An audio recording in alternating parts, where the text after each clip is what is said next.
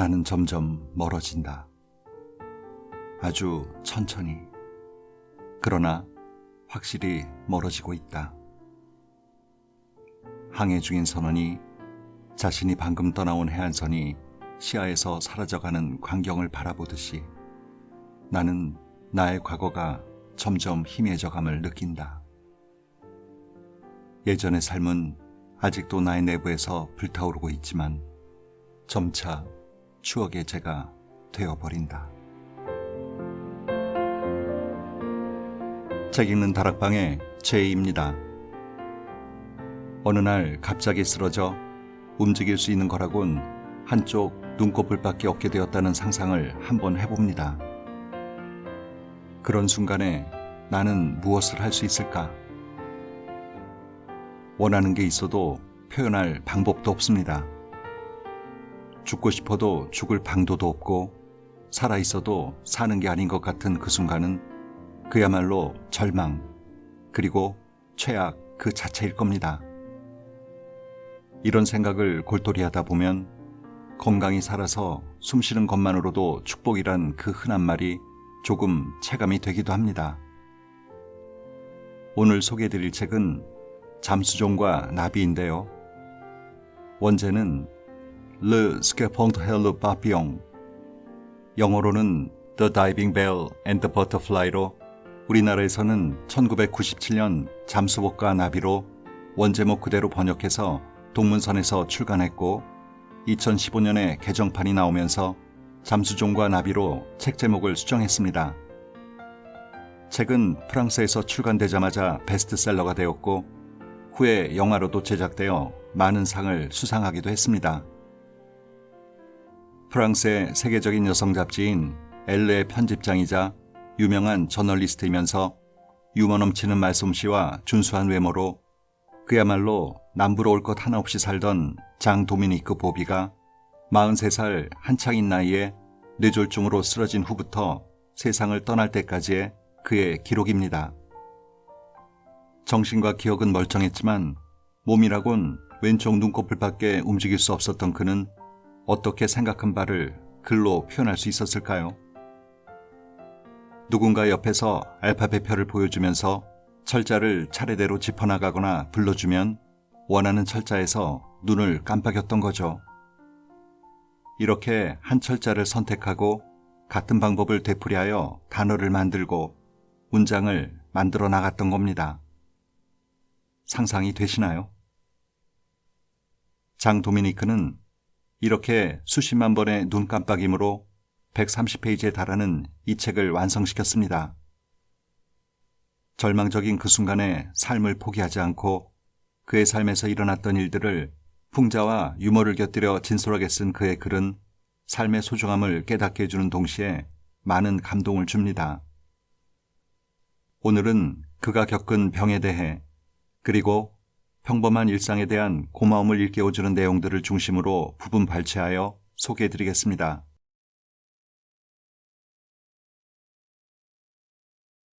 내가 6개월째 바위에 붙어 사는 소라게처럼 몸을 붙이고 있는 침대 위로 솟아오른 막대기도 눈에 들어온다. 내가 있는 곳이 어딘지, 또 지난해 12월 8일부터 나의 삶이 예전 같지 않다는 사실을 상기시키기 위해서는 그리 오래 생각할 필요가 없다. 그때까지만 해도 나는 뇌관이라는 것이 있는지조차 몰랐다. 그날 심장순환기 계통의 갑작스런 이상으로 이 기관이 고장나자 비로소 나는 뇌관이라는 것이 우리 몸을 이루는 컴퓨터 장치의 핵이며 뇌와 말단신경을 이어주는 통로라는 사실을 뼈저리게 실감하지 않을 수 없었다.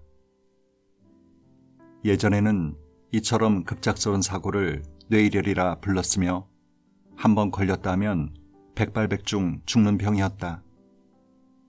그러다가 요즘에 와서는 소생기술의 발달로 인하여 상황이 좀 더 복잡해졌다.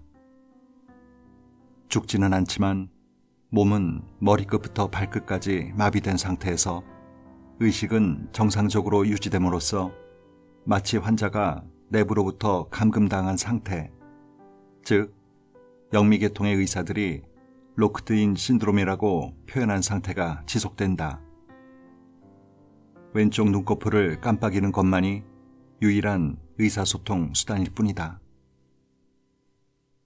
여느 날과 크게 다를 바 없는 아침이다. 7시가 되자 예배당의 종소리가 15분마다 한 번씩 덧없는 시간의 흐름을 확인시켜주기 시작한다. 밤새 잠잠했던 기관지가 고인 가래를 뱉어내려는 듯 갑자기 그렁대기 시작한다. 노란색 시트 위에서 경련을 일으키는 손 때문에 고통스럽다. 손이 너무 뜨거워서 그런지 혹은 반대로 너무 차가워서 그런지 도무지 알 수가 없다.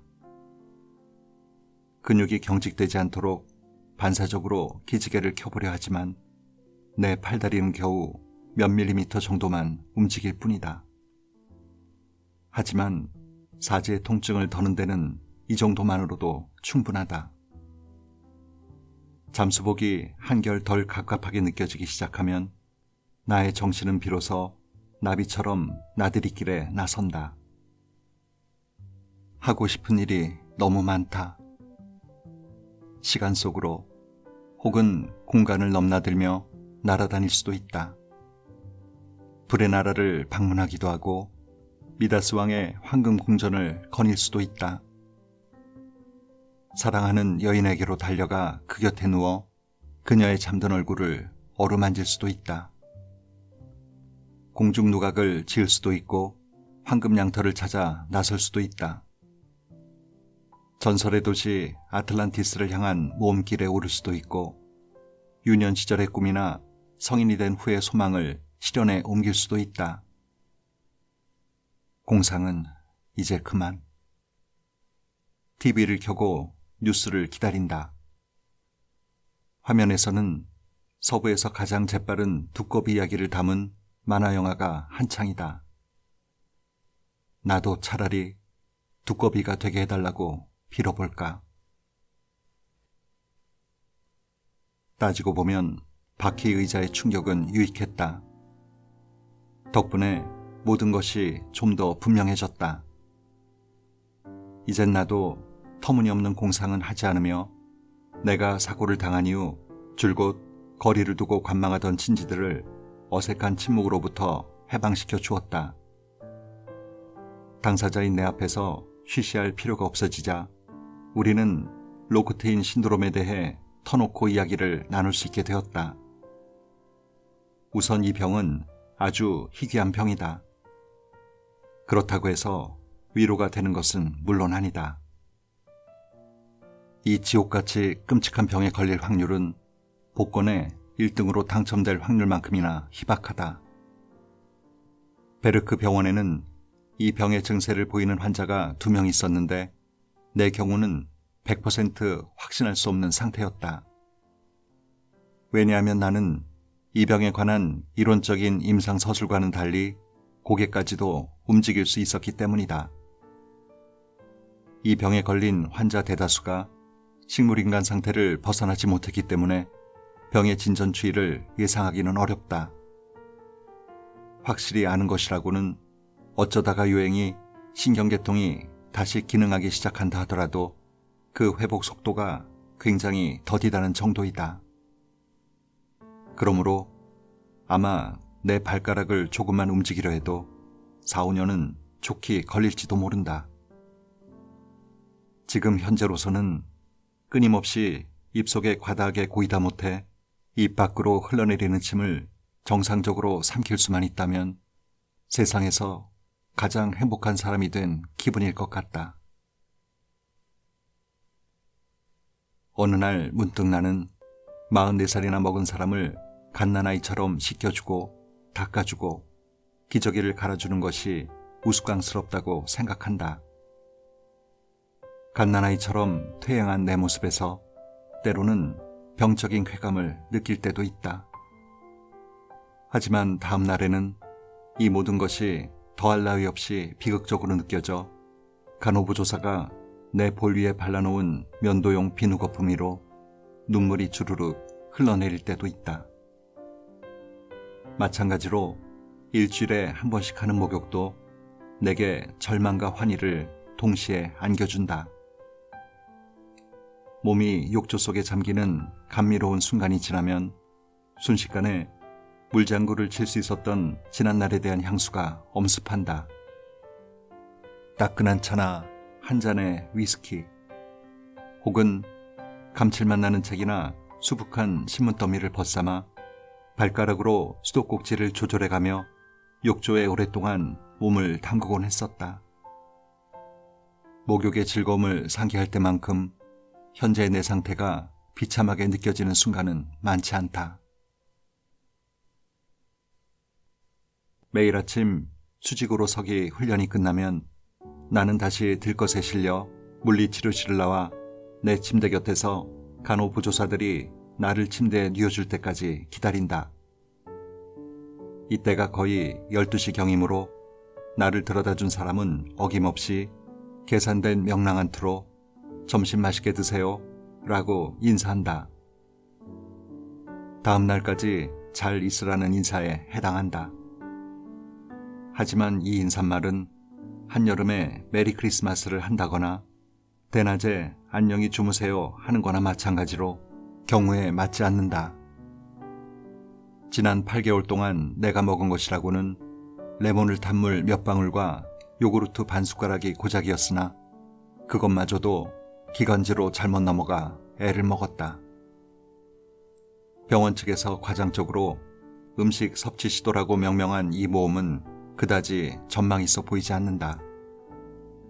그렇지만 그렇다고 해서 내가 아사를 할 정도는 아니니 안심하시라. 위와 연결된 존대를 통해 투여되는 두세 병 분량의 갈색 물질이 나의 하루분 필요 열량을 충당해준다. 다만 감각적 즐거움을 위해서라면 머릿속에 아직도 선명하게 남아있는 맛과 냄새에 대한 기억에 의존하는 수밖에 없다. 기억이야말로 감각의 무궁무진한 보고이다. 먹고 남은 음식만을 가지고도 새롭게 먹을 수 있도록 조리하는 기술을 가진 사람들이 있다. 나에게는 기억을 더듬어 오래오래 음미하는 기술이 있다. 내 기억 속에서는 아무 때고 식탁에 앉을 수 있으며 까다로운 절차도 필요 없다. 예를 들어 식당에 간다 하더라도 예약을 할 필요가 없다. 내가 직접 요리를 하는 경우에는 백발백중 대성공이다. 부르고뉴 스튜는 먹음직스러울 만큼 적당히 기름기가 있으며 쇠고기 젤리는 투명해서 신선한 내용물이 한눈에 들어오며 살구파이는 알맞게 새콤하다. 기분에 따라 가끔 달팽이 요리 한 접시와 푸짐하게 돼지고기를 썰어 넣은 슈크루트에다가 늦게 수확한 포도로 생산했다는 품질 보증서가 붙은 포도주 한 병을 곁들이기도 하고, 때로는 간단하게 계란 반숙과 버터를 바른 가느다란 빵만을 먹기도 한다. 그 맛이란.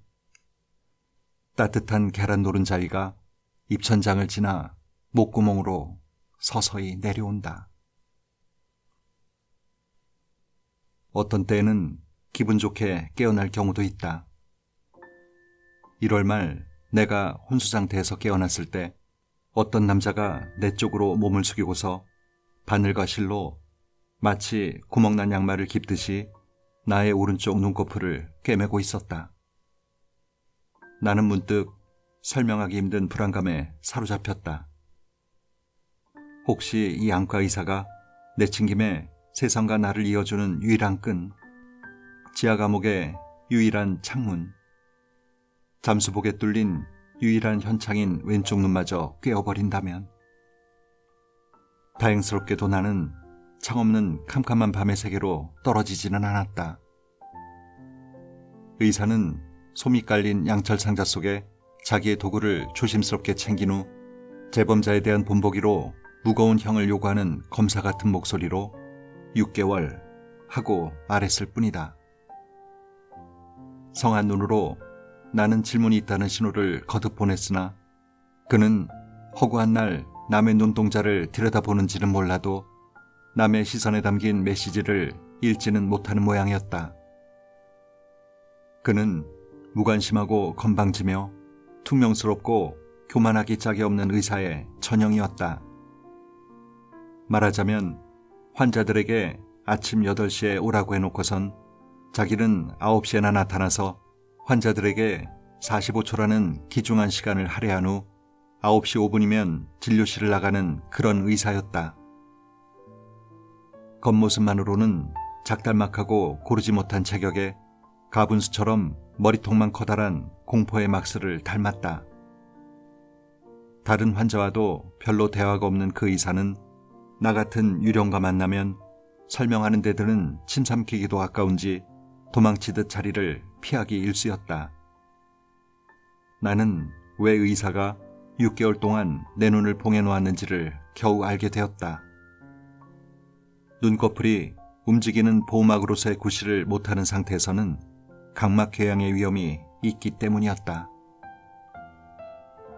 정상적으로 호흡하는 것만큼이나 가슴 뭉클하게 감동하고 사랑하고 찬미하고 싶은 마음이 솟구친다. 친구로부터 받은 편지, 엽서에 그려진 발티스의 그림, 생시몽이 쓴 한 편의 글이 흘러가는 시간에 의미를 부여한다. 하지만 미적지근한 체념 속에 안주하지 않으려면 너무 적지도 너무 많지도 않은 적당한 양의 분노와 증오심도 간직하고 있어야 한다. 압력솥의 폭발을 막기 위해 안전 밸브가 달려있는 것과 똑같은 이치다. 아이들의 엄마가 밀어주는 바퀴 의자에 웅크리고 앉아 병원 복도를 지나면서 나는 아이들을 은근 슬쩍 관찰한다. 나는 비록 허수아비 같은 아버지가 되어버렸지만 부산스럽게 움직여대고 투덜대는 테오필과 셀레스트, 이 두 아이만큼은 활기가 넘친다. 나는 아이들이 걷는 모습만 줄곧 보고 있어도 전혀 지루하지가 않다. 아이들은 내 곁에서 비록 아무렇지도 않은 듯한 표정을 짓고 있지만 축 처진 아이들의 가녀린 어깨에서 거북한 심정이 배어나온다. 테오필은 걸어가면서 내 다물어진 입술 사이로 하염없이 흘러내리는 침을 휴지로 닦아주느라 분주하다. 그의 동작은 마치 반응을 예측할 수 없는 짐승을 대하듯 다정하면서도 동시에 불안감에 가득 차 있다. 우리가 속도를 늦추기만 하면 셀레스트는 맨살이 그대로 드러나는 두 팔로 내 목을 감싸 안고 내 이마에 입맞춤을 퍼부며 주문이라도 외듯이 우리 아빠, 우리 아빠 라고 반복한다. 마침 아버지의 날을 축하하는 중이다. 내가 사고를 당하기 전까지는 이처럼 강요된 기념일을 지켜야 할 필요를 느끼지 못했으나 이제는 함께 모여 이 상징적인 하루를 보낸다. 아마도 희미한 윤곽만 남았더라도 혹은 그림자 같은 존재로 전락했을지라도 아빠는 아빠라는 사실을 서로에게 확인시키기 위해 그렇게 하는 모양이다. 나는 한편으로는 다만 몇 시간 동안이라도 아이들이 뛰어다니고 웃고 오는 모습을 볼 수 있는 기쁨을 맛보지만 다른 한편으로는 이제 겨우 10살 된 사내아이와 8살 난 그 아이의 여동생에게 삶의 갖가지 고뇌를 너무 일찍 경험시키는 것은 아닐까 하는 두려움이 앞선다. 비록 집안 내에서 아이들에게도 무엇이든 사실 그대로 받아들이게 한다는 방침을 세웠어도 두렵기는 마찬가지이다. 테오필이 교수용 놀이 하실래요? 라고 내게 묻는다. 나는 그 아이에게 몸이 마비된 것만으로도 벌써 충분하다고 말해주고 싶다. 하지만 내 의사소통 체계로는 이 같은 즉각적인 응수가 불가능하다. 한마디 대답하기 위해 몇 분씩이나 시간을 끌다 보면 언어의 섬세한 뉘앙스는 무디어지다 못해 아예 몸이 건조해지고 만다. 어디 교수용 놀이를 해보자꾸나. 중학교 1학년 어린이들에게 전국적으로 가장 인기 있는 놀이인 모양이니 나는 첫 번째, 두 번째 단어까지는 알아맞혔으나 세 번째에서는 막혔다. 사실 나는 놀이를 할 기분이 아니었다. 슬픔이 파도처럼 밀려온다. 내 아들 테오필 녀석은 50cm밖에 안 되는 거리를 두고 얌전히 앉아 있는데 나는 그 아이의 아빠이면서도 손으로 녀석의 수많은 머리털 한번 쓸어줄 수도, 고운 솜털로 뒤덮인 아이의 목덜미를 만져줄 수도, 또 부드럽고 따뜻한 아이의 작은 몸을 으스러지도록 안아줄 수도 없다. 이런 기분을 뭐라고 표현해야 할까? 극악무도한, 불공평한, 더러운, 끔찍한. 순간적으로 나는 그만 감정을 제어하지 못한다. 눈물이 펑펑 쏟아져 내리고 목에서는 그르렁거리는 경련이 터져나와 테오필을 놀라게 한다. 걱정 마, 이 녀석아. 너를 사랑한다. 교수용 놀이에 여념이 없는 녀석은 한 판을 끝낸다. 두 글자를 더 알아맞혀야 하는데 녀석이 이기고 내가 졌다. 공책 한 구석의 녀석은 교수대와 밧줄, 사형에 처해질 사람을 그린다. 오후 5시. 평소에는 정겹게 들리던 자명종 소리가 오늘은 작별의 순간을 알리는 조종처럼 들린다. 바람이 불어 모래가 날린다.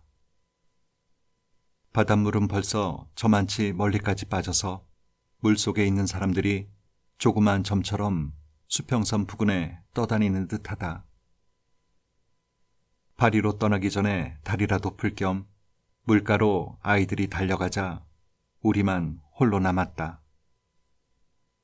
감각 없는 내 손가락을 꼭 잡고 있는 실비 하나는 말이 없다. 실비의 검은 안경이로 맑은 하늘이 비친다. 실비는 산산조각이 난 우리의 삶에 숨죽이고 오열한다. 이젠 목적지에 거의 도착한 듯하다. 이제부터 1995년 12월 8일에 일어난 청천벽력 같은 사건에 대한 이야기를 해야겠다. 애초부터 나는 내가 정상적인 인간으로 살았던 마지막 날의 기억을 이야기하고 싶었으나 자꾸만 뒤로 미룬 나머지 이제 막상 내 과거로 불쑥 점프를 하려니 현기증이 날 지경이다. 어디서부터 시작해야 할지 모르겠다. 두 조각으로 깨어진 체온계로부터 흘러나오는 수은방울을 잡기가 무척 어렵듯이 나는 이 무겁고 공허한 순간들을 어떻게 포착해야 할지 모르겠다. 말들이 슬금슬금 나를 피해간다.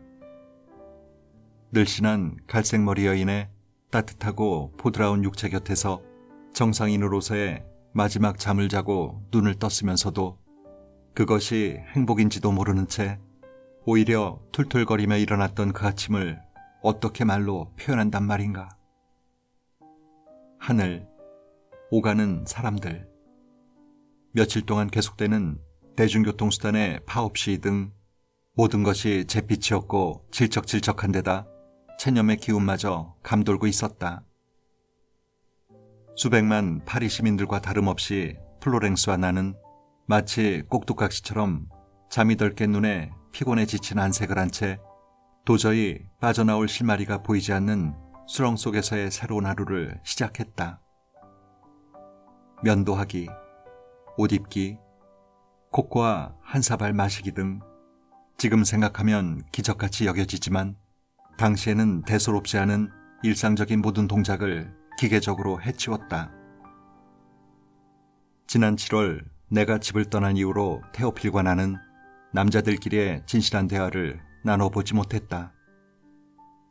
나는 그 아이를 데리고 아리아스의 새로운 연극을 구경한 뒤 클리시 광장에 있는 한식당에서 굴을 먹을 예정이다.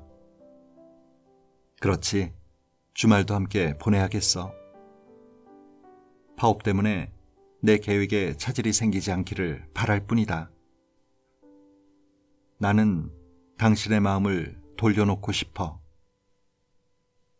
나는 이 곡을 오케스트라가 점점 크게 연주하면서 마지막 부분에 이르러 폭발하는 듯한 분위기로 편곡한 것을 좋아한다. 마치 피아노가 60층 꼭대기에서 땅바닥으로 떨어지는 듯한 느낌이 든다. 르발루아에 도착했다. BMW는 잡지사 앞에서 멈춘다. 나는 오후 3시에 다시 만나기로 운전사와 약속한다. 1시간 반 동안 달린 끝에 우리는 드디어 목적지인 집 앞에 도착했다. 내가 10년 동안 살았던 집이다. 행복했던 시절엔 아이들이 떠들어대는 소리와 쾌활한 웃음소리가 울려 퍼지던 널따란 정원에는 안개가 내려앉았다. 테오필은 자기의 배낭 위에 올라앉은 채 현관에서 우리를 기다리고 있었다. 주말을 보낼 준비를 마친 모양이다. 나는 나의 새로운 동반자인 플로렌스에게 전화를 해서 그녀의 목소리를 듣고 싶었다. 그 다음부터는 모든 것이 앞뒤가 제대로 맞지 않는다. 눈앞이 흔들거리는 듯 하더니 머릿속도 멍해졌다. 그렇지만 BMW의 핸들 앞에 앉아 계기판에 정신을 집중하려고 했었다. 나는 천천히 차를 몰았다. 하지만 헤드라이트의 물결 속에서 나는 내가 수천 번도 더 지나다녔던 길임에도 불구하고 커브길을 잘 볼 수가 없었다. 나는 이마에 땀방울이 맺히는 것을 느꼈다. 차가 한 대 지나칠 때 나는 그 차가 2대로 보였다. 첫 번째 교차로에서 나는 자동차를 길 안쪽에 세웠다. 그리고 나서 비틀거리며 BMW에서 내렸다. 나는 거의 서 있을 수도 없었다. 얼른 뒷자리로 가서 주저앉았다. 내 머릿속엔 한 가지 생각밖에 없었다. 간호사인 처제 디안이 살고 있는 마을까지 가야 한다고 생각했다. 반쯤밖에 의식이 없는 상태에서 우리가 처제 집 앞에 도착하자마자 나는 테오필에게 뛰어가서 이모를 불러오라고 말했다. 잠시 후 디안이 왔다. 디안은 채 1분도 안 되게 나를 검사하더니 이렇게 선언했다. 병원으로 가야 해요. 최대한 빨리. 병원까지는 15km 거리였다. 운전사는 자동차 경주 선수처럼 전속력으로 차를 몰았다. 나는 여보게 이제 좀 괜찮네. 이렇게 쌩쌩 달리다 사고를 낼 필요까진 없겠네. 라는 식의 이야기를 하고 싶었지만 입 밖으로는 아무 말도 내보낼 수가 없었고 말을 듣지 않는 고개는 계속해서 저 혼자 끄덕거렸다. 병원 복도의 형광등 때문에 눈이 부셨다. 엘리베이터 안에서 모르는 사람들이 나를 격려했으며 비틀즈의 내 삶 속의 어느 하루는 거의 끝나가고 있었다. 60층에서 떨어지는 피아노. 피아노가 완전히 떨어져 부서지기 직전에 나는 연극 구경을 취소해야겠다는 생각을 했다. 어차피 공연장에는 늦게나 도착할 형편이었다. 내일 저녁에 가면 되겠지. 그런데 테오필은 어디 갔을까? 그리고 나서 나는 혼수 상태에 빠져들었다. 읽어드린 본문 가운데 이런 표현이 있었죠. 사랑하는 아들을 50cm 앞에 두고도 손으로 그 녀석의 머리털 한번 쓸어줄 수도, 고운 솜털로 뒤덮인 아이의 목덜미를 만질 수도, 또 부드럽고 따뜻한 아이의 작은 몸을 으스러지도록 안아줄 수도 없다. 이런 기분을 뭐라고 표현해야 할까? 요즘 보험들 많이 드시잖아요. 보험이라 생각하시고 내가 만지고 말할 수 있을 때 사랑하는 사람들에게 그 마음을 마음껏 표현해주면 좋을 것 같네요. 오늘도 좋은 하루 보내세요.